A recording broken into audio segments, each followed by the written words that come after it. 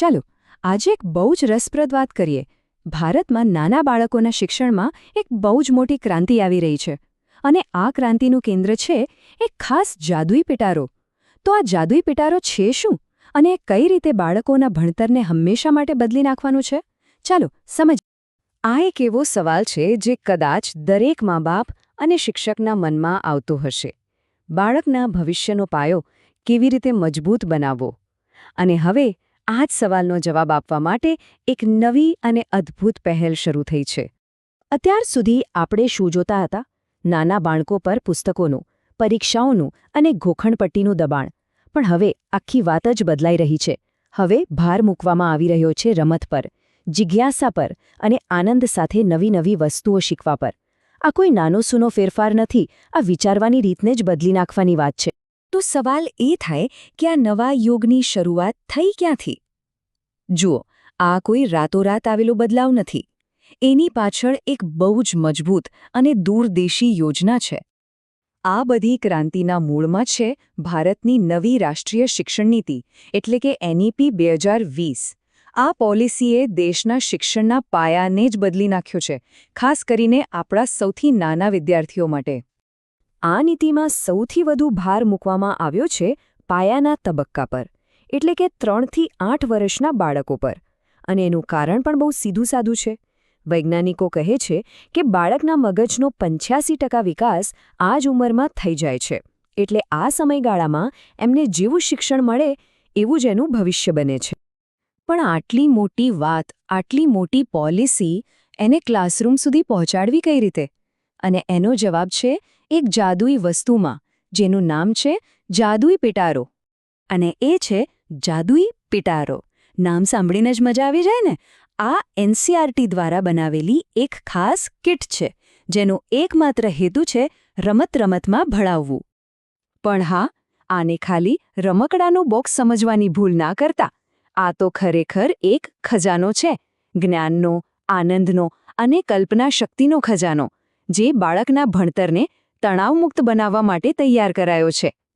તો હવે વધારે રાહ જોયા વગર ચાલો આ જાદુઈ બોક્સને ખોલીને જોઈએ કે આની અંદર આખરે છે શું.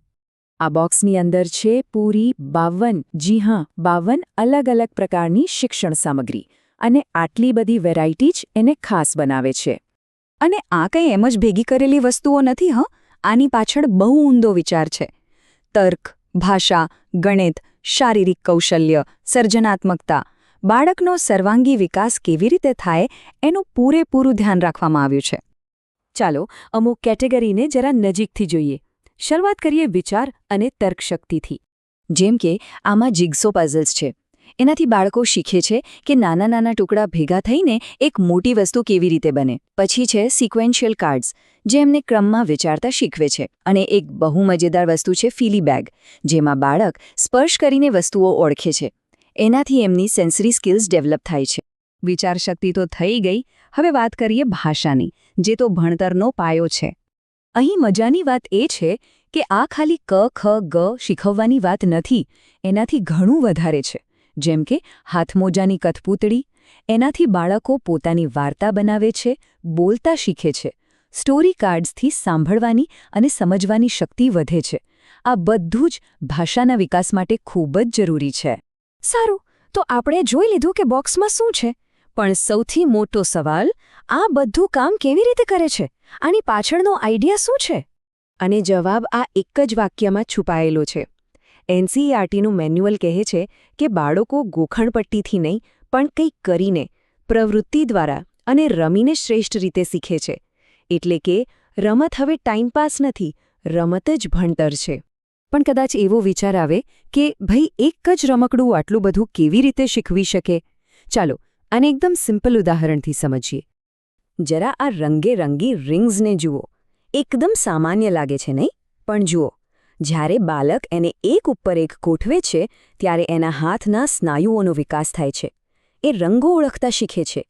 એને મોટું નાનું એટલે કે ગણિતનો બેઝિક કોન્સેપ્ટ સમજાય છે. અને છેલ્લે એ વસ્તુઓને ક્રમમાં ગોઠવતા શીખે છે. જુઓ, એક જ રમતમાં કેટલું બધું શીખી લીધું, અને એ પણ મજાક કરતા કરતા.